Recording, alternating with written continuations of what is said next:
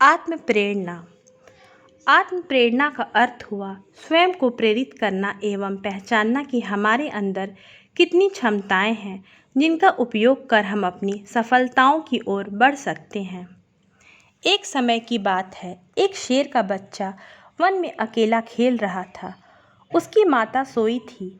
जंगल के नए नए पदार्थों ने शेर के बच्चे का मन आकर्षित किया। उसके मन में आया कि वह संसार के उन पदार्थों को देखे जो उसने अब तक न देखे थे।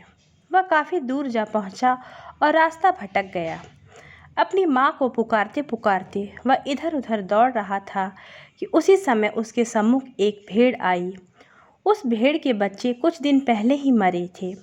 शेर के बच्चे को रोते बिलखते देख ममता की मारी भेड़ उसे अपने घर पर ले आई और उस शेर के बच्चे को दुलार से पालने लगी।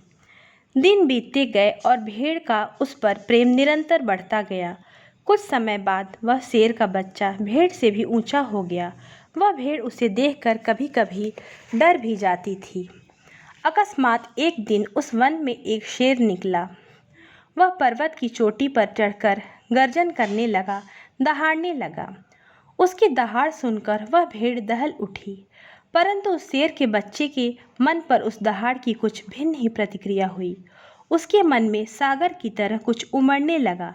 सिंह के गर्जन से उसकी प्रकृति का एक ऐसा अंग छू गया था जो अदृश्य था। एक नई चेतना की बिजली सी उसकी नस नाड़ी में दौड़ गई। उसे आभास हुआ कि उसमें कुछ ऐसा है जिसका कभी उसे ज्ञान न था। वह भी ऊंचे स्वर में गरजने लगा। अपनी भेड़ माता की ओर करुणा दृष्टि डालकर उसने छलांग लगा मारी और उस सिंह के पास पहुंच गया। पहली बार उस शेर को अपने वास्तविक स्वरूप का ज्ञान हुआ। उसने तो स्वयं को भेड़ का बालक ही समझ रखा था। उसकी कल्पना में भी कभी यह न आया था कि वह भेड़ की अपेक्षा अत्यधिक बलशाली है। कहाँ तो वह कुत्ते के गुर्राने पर भी दुबक जाया करता था और कहाँ अब वह अपना वास्तविक स्वरूप जान लेने पर सिंह के सम्मुख डट गया था। जब तक उसे यह ज्ञान था कि वह भेड़ का पुत्र है, तब तक तो वह भेड़ जितना ही बल रखता था, पर ज्यों ही उसे विदित हुआ कि वह कुछ और है, तब उसका बल भी तुरंत ही बढ़ गया। जब वह अपने को भेड़ समझते हुए बैठा था, उस समय यदि उसे सिंह का सामना करने को कहा जाता तो वह दहल उठता, पर अपना असली स्वरूप ज्ञात होते ही उसकी शक्ति कई गुना बढ़ गई। सिंह की गर्जना सुनने से पहले उसमें सिंह के नहीं भेड़ के गुण थे, पर सिंह की गर्जना सुन उसका सिंहत्व जागृत हो उठा।